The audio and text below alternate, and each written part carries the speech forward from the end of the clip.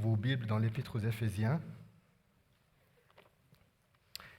Et j'avais à cœur ce soir de pouvoir, avec l'Église, comme de parcourir un peu en vitesse, parce qu'une demi-heure, parcourir toute l'Épître aux Éphésiens en 30 minutes.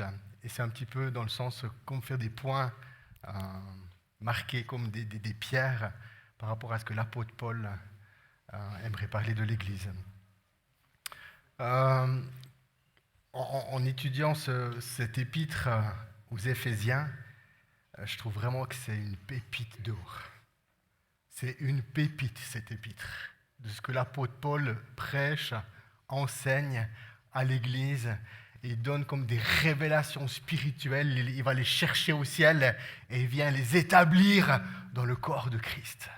Et je pense que c'est une épître qu'il ne faut jamais se laisser de la lire, parce qu'à chaque fois qu'on la lit, tout d'un coup, on découvre quelque chose de nouveau. Amen.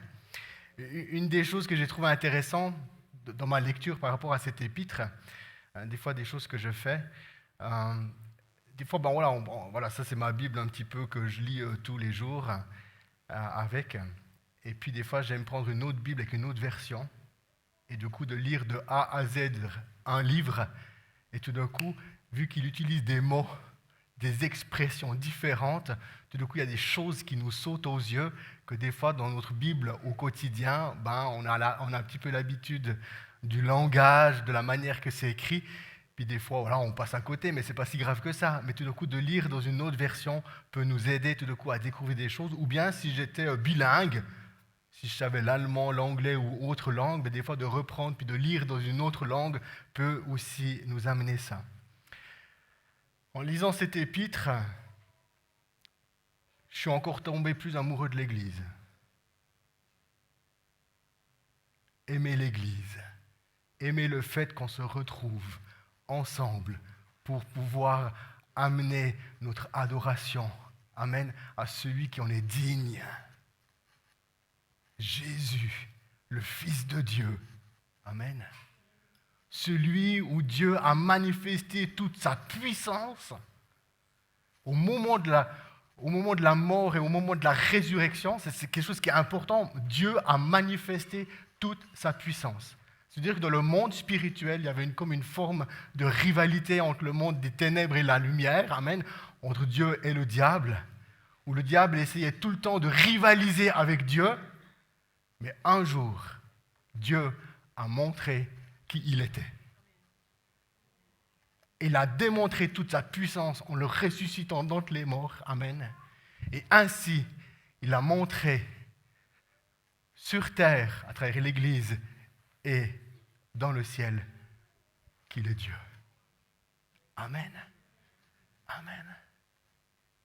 Alors, venez avec moi parcourir cet épître et nous laisser transformer, nous laisser impacter par les mots de cet homme qui s'appelle Paul. L'Église, le lieu de la présence de Dieu. Quand on commence de lire, j'ai vu comme un fondement dans le chapitre 1, les versets 22 et 23, un fondement où tout d'un coup il est dit Jésus, autorité suprême sur toute chose. Amen. Et Jésus, le chef de l'Église. Amen. Autorité suprême sur toute chose, la parole de Dieu nous dit qu'il est assis à la droite de Dieu. Dieu a manifesté sa puissance et l'a fait asseoir à sa droite ou bien placé à ses côtés. Jésus, le chef de l'Église, dans le chapitre 1, verset 23, il est dit qu'en elle, le Christ est pleinement présent. Amen. Alléluia. En l'Église, amen, en l'Église, le Christ est pleinement présent. Alléluia. Ce soir, le fait que nous nous retrouvons ensemble, eh bien, le fait qu'on est ensemble, le Christ au milieu de nous est pleinement présent. Amen. Ça, c'est Paul qui dit. Ensuite, quand on continue, eh bien, il y a ce fondement de l'édifice où il est dit que Jésus, il est la pierre angulaire. Amen. Et que l'Église, elle s'élève comme un temple. Il est la pierre angulaire. Au chapitre 2, verset 21, il dit et il assure la solidité de la construction. Et moi, quand j'ai lu ça, j'ai dit « Oh, merci Jésus, que ce n'est pas moi. » Ah non! Qui c'est qui assure la solidité, le fait que le bâtiment soit solide? C'est Jésus. Celui qui est la pierre angulaire. Amen. Pour ceux il y a des maçons dans la salle? Non. Ok. Dans ma formation d'agriculteur, j'ai fait un peu de maçonnerie. Et puis quand on veut construire un mur, c'est toujours la première pierre qui prend le plus de temps. Parce que dépend comment tu l'alignes, c'est que tout le reste du mur va s'aligner sur cette pierre. Du coup, la première pierre, on va toujours mettre beaucoup de temps à faire en sorte qu'elle soit bien alignée comme on veut construire. Parce qu'après, c'est facile parce que tout le reste s'aligne sur celle-là. Amen.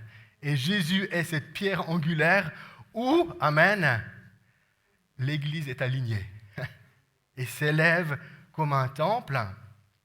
Et puis, cette Église qui s'élève comme un temple, le fondement de l'Église, eh bien, la parole de Dieu nous dit dans chapitre 2, le verset 20, c'est sur le fondement des apôtres et des prophètes. Alléluia. D'où l'importance pour l'Église de connaître les apôtres et les prophètes.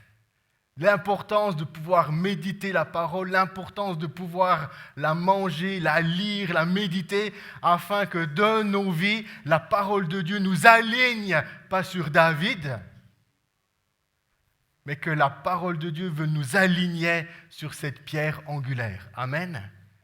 Et ce qui est intéressant, c'est quand l'apôtre Paul explique que l'Église s'élève sur le fondement des apôtres et des prophètes, ce qui est intéressant, c'est que l'apôtre Paul, dans sa transformation, dans la puissance de l'Esprit qu'il a transformé, a su dire à l'Église, imitez-moi comme j'imite Christ. Amen. Amen. Et parce qu'il sait qu'il imite le Christ, il peut dire à l'Église, oui, sur la base de l'enseignement des apôtres et des prophètes, l'Église s'élève. Amen. Et ça, c'est quelque chose qui est vraiment puissant.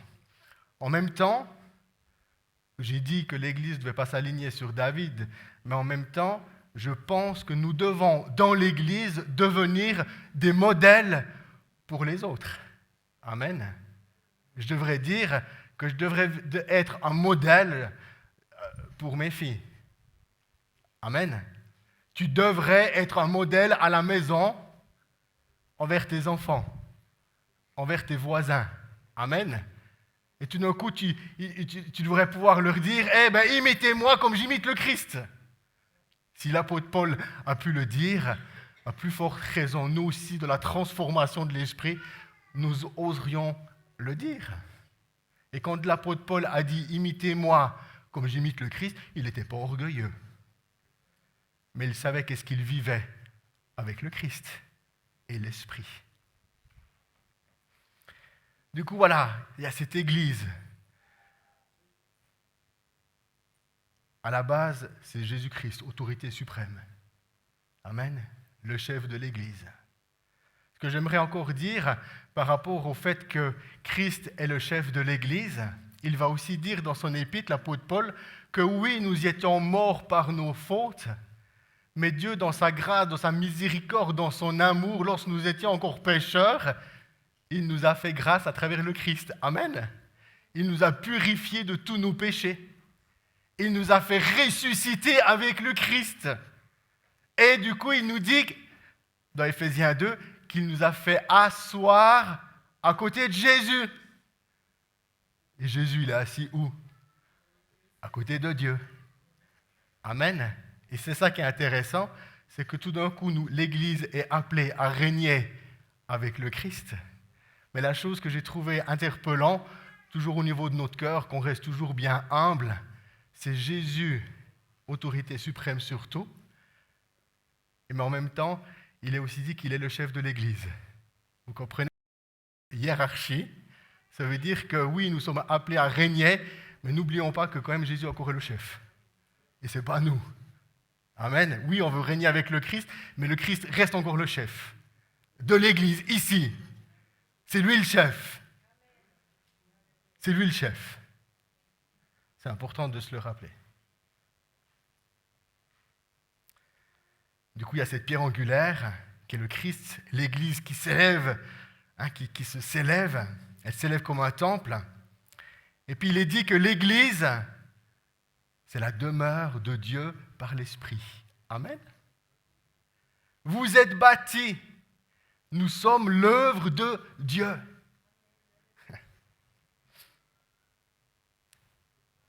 Nous sommes la demeure de Dieu par l'Esprit.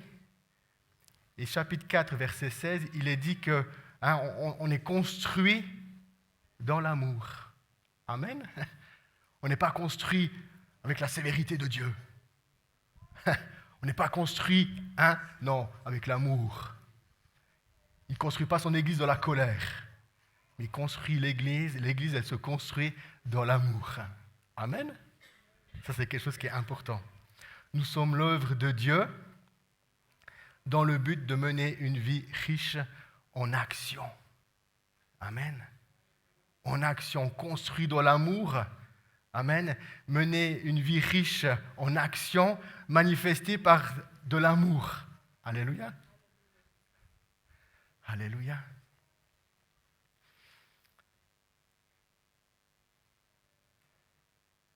Du coup, cette Église,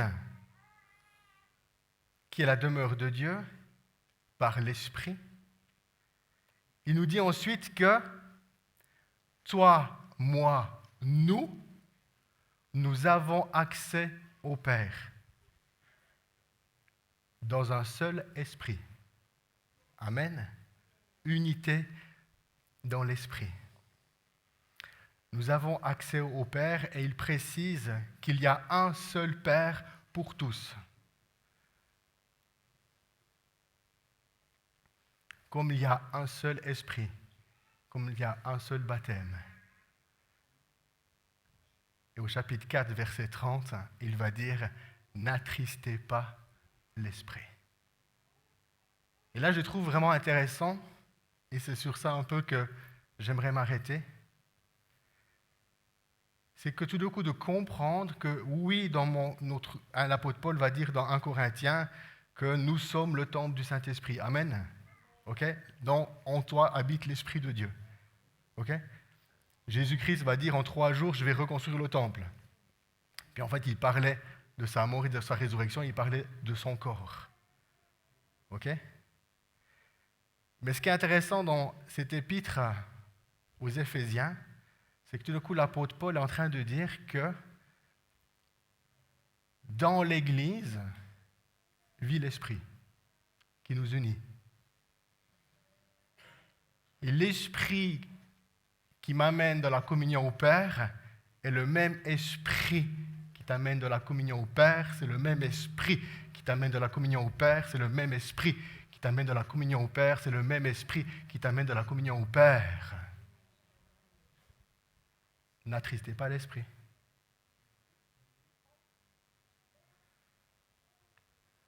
N'attristez pas l'Esprit. Amen. Et tout d'un coup, de me dire que dans ma relation avec Dieu, de ce que je peux vivre avec, eh bien, le même Esprit parle dans la vie de mon frère et de ma sœur qui a accès au même Père que moi. Et ce qui est intéressant, c'est qu'ici, l'apôtre Paul est en train de présenter l'Église comme un corps, amen, comme un temple qui s'élève, et qu'au milieu, à l'intérieur, il y a un esprit qui nous unit les uns les autres. Et nous avons un seul Dieu qu'on appelle Père. Amen.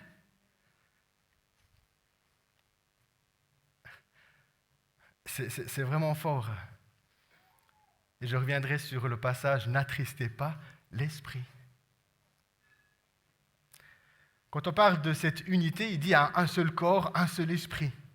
Et quand il dit un seul corps, il dit il a détruit la haine entre les hommes. Amen. Il a détruit la haine entre les hommes. Il est en train de parler du peuple juif et des gentils, des Grecs. Mais il est en train de parler des nations. Qu'en Jésus-Christ, il a enlevé la haine. Et qu'ensemble, dans le témoignage de la foi, de la repentance, de la conversion, ensemble, tout d'un coup, nous devenons un même corps, où l'apôtre Paul va dire dans Galates, il n'y a plus ni homme ni femme, il n'y a plus juif, il n'y a plus grec, il n'y a plus riche, il n'y a plus pauvre, mais on devient un ensemble dans le Christ. Et dans le corps qui se construit dans l'amour, eh bien la haine est littéralement détruite. Amen. Cette haine qui nous sépare, cette haine qui divise les communautés, la haine qui divise les couples. Mais en Jésus-Christ, il nous réconcilie ensemble. Amen.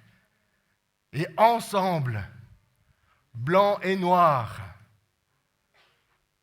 chinois, indien, russe, ukrainien, et toutes les nationalités qu'on pourrait dire, en Jésus-Christ, nous nous élevons dans l'amour. Amen. Dans l'amour.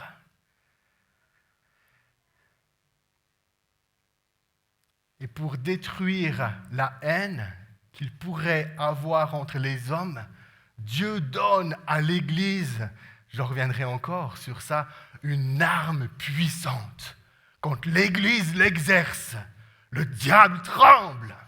Quand l'Église met en pratique l'outil que Dieu donne à l'Église, le diable, il ne peut pas rester au milieu de la communauté.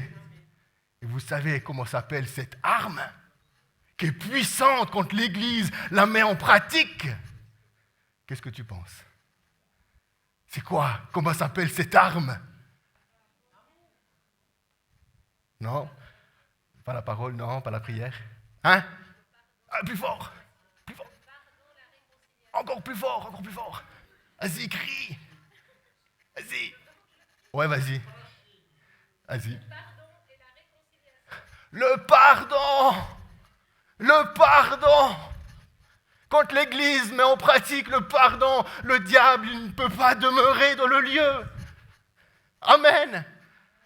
Et l'apôtre Paul va dire aussi dans cette lettre, puis il reprend la prière de Jésus de notre Père. Qu'est-ce qu'il dit, la prière de notre Père? Qu'on récite souvent. Pardonne-nous nos offenses comme nous pardonnons aussi à ceux qui nous ont offensés. Et quand l'Église met en pratique cet outil, le diable, il perd son droit. Mais tant que l'Église reste dans la haine, dans l'amertume, dans la jalousie, le diable y règne. Amen. Alléluia. C'est tellement puissant. C'est tellement une arme puissante dans les mains de l'Église quand on peut exercer le pardon.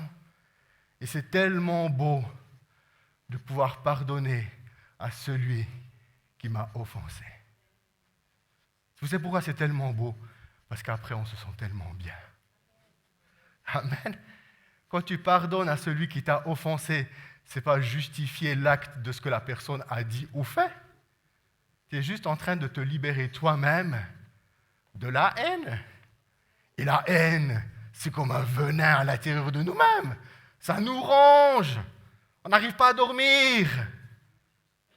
On n'arrive pas à dormir quand on est dans la haine. Amen. Mais quand on pardonne, il y a la paix du Christ qui revient en nous. Alléluia. Et ça, c'est tellement beau.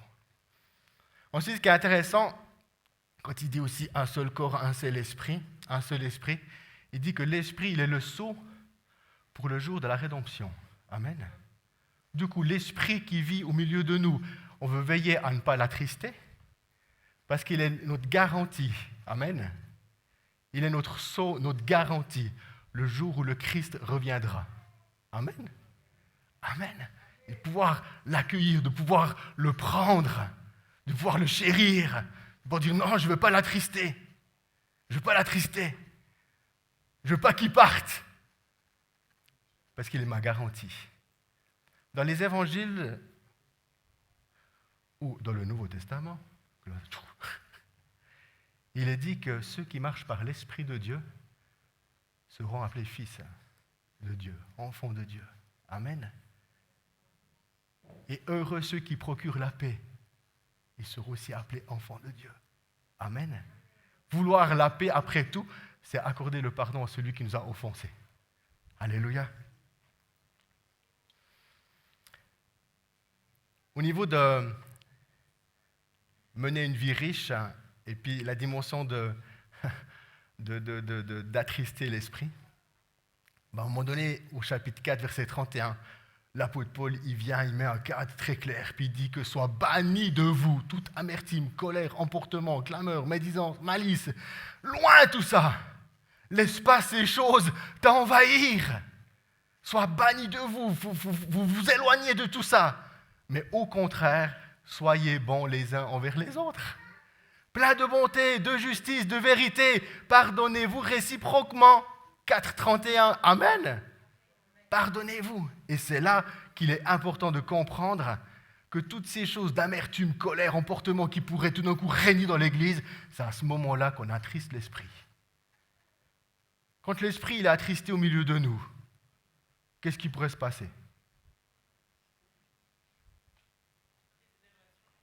Briser des relations. Ou bien je vais dire la question autrement. Quand tu es vraiment triste, tu as envie de faire le gazon chez toi? Tu as envie de rénover ta maison? Quand tu es vraiment triste, tu as envie d'aller faire des cadeaux à tes enfants? Tu as envie de rien faire? Tu as le moral dans les talons? Je pense que c'est important de comprendre quand l'Esprit Saint est attristé dans l'Église, il n'a envie de rien faire non plus. Il a perdu toute sa force. Moi, je crois qu'à un moment donné, quand l'Esprit de Dieu dans l'Église pour être attristé, il a perdu toute sa force. Et comment on pourrait redonner de la force à l'Esprit au milieu de nous? Soyons bons, soyez bons les uns envers les autres. Plein de bonté, de justice, de vérité, pardonnez-vous. Et quand l'Église vit cette dynamique, l'Esprit Saint au milieu de l'Église a plein de force. Amen. Plein de force pour relever celui qui est abattu, pour guérir celui qui est malade. Amen. Et c'est ça quelque chose qui est important. C'est plus une vie égocentrique par rapport à moi, puis Non, à un moment donné, c'est quelque chose de plus large, de plus grand. C'est pas juste moi, mais c'est la question de l'Église. Il n'est pas juste question de moi, mais c'est l'Église. Du coup, par mon comportement, je pourrais attrister l'Esprit. Non, je ne veux pas l'attrister. Parce que je veux qu'au milieu de l'Église, que l'Église soit pleine de force. Au milieu de nous. J'arrive gentiment à la fin, je crois. Et cette Église, ce temple, ce corps qui est appelé à grandir dans l'amour, qui s'élève, amen, où l'apôtre Paul dit que cette Église, elle est appelée littéralement à imiter Dieu. Que l'Église est appelée à imiter Dieu, à marcher dans l'amour comme le Christ a marché. Amen. Et je crois que c'est vraiment important que nous comprenions dans notre raisonnement que nous devons aspirer puis attendre d'être comme le Christ. Trop souvent dans ma vie, plus maintenant, mais quand j'étais jeune, où des fois des gens m'ont dit « Mais non, David, tu ne peux pas faire ça, t'es pas Jésus. » Si, on est appelé à être comme Jésus. Amen. Si Jésus l'a fait, moi je peux le faire. Puis à l'époque, j'ai vu que Jésus il avait jeûné 40 jours. J'ai dit, si Jésus il a jeûné 40 jours, moi aussi. Une fois, j'ai jeûné 40 jours. Je l'ai fait une fois. J'ai bu que de l'eau. Alors, c'est toute la question.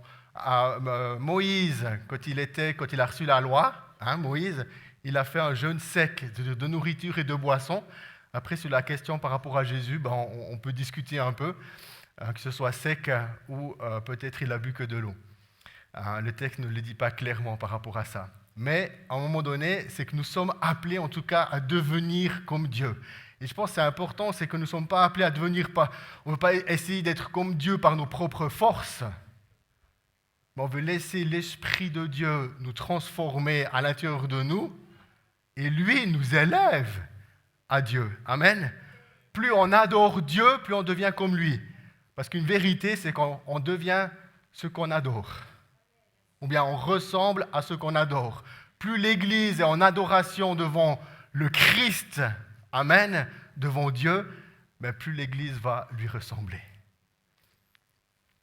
Ensuite, il nous encourage à marcher comme des hommes sages, remplis de l'Esprit. Amen.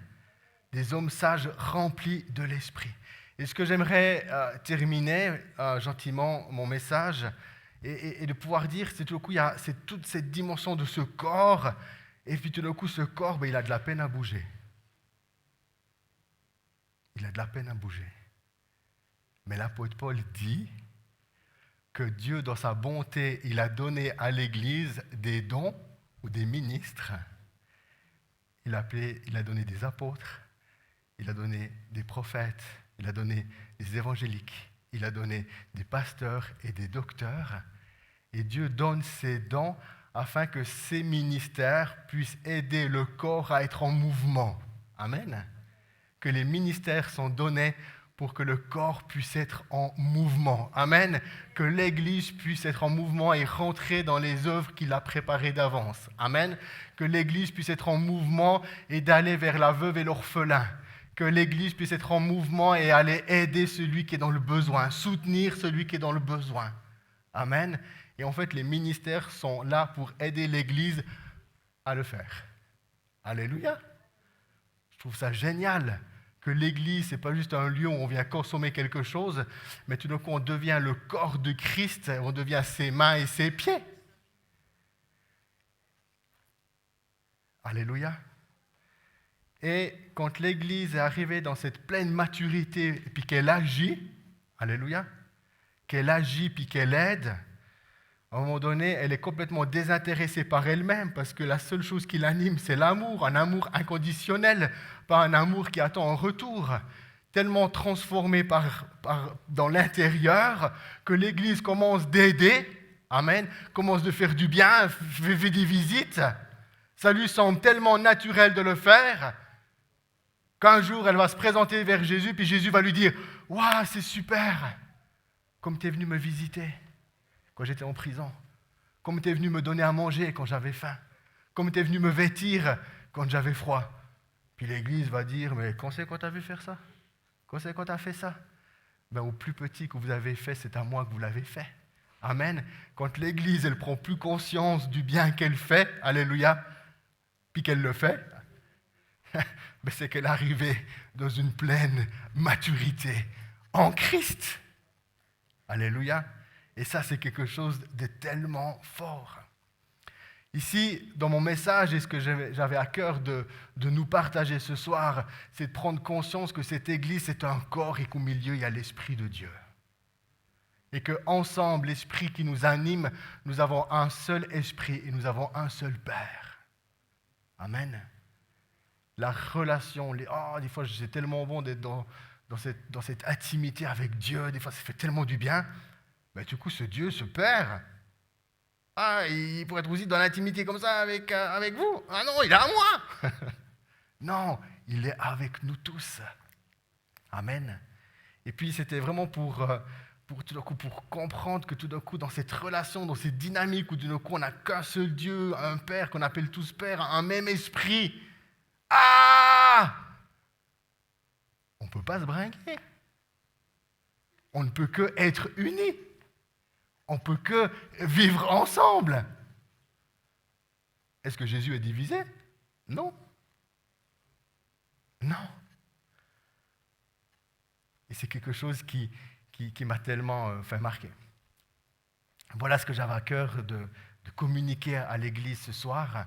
Et j'aimerais terminer par la prière.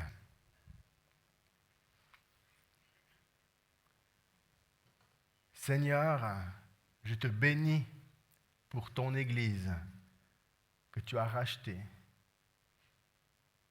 que tu as purifié, que tu as pardonné.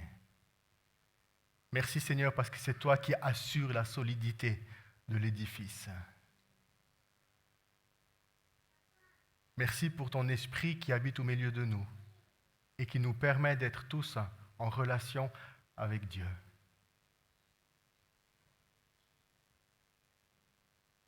Et je prie que par ton esprit, que nous puissions être bons les uns envers les autres, pleins de bonté, de justice, de vérité, et qu'en toute occasion, que nous puissions nous faire grâce, que nous puissions nous pardonner les uns les autres, afin que l'ennemi ne prenne pas place au milieu de nous, mais qu'en tout temps, il soit chassé du jardin. Je te bénis pour ton Église qui, pour de vrai, s'élève et à chaque jour devient plus à ta ressemblance par l'action de ton esprit au milieu de nous. À toi soit toute la gloire. Amen.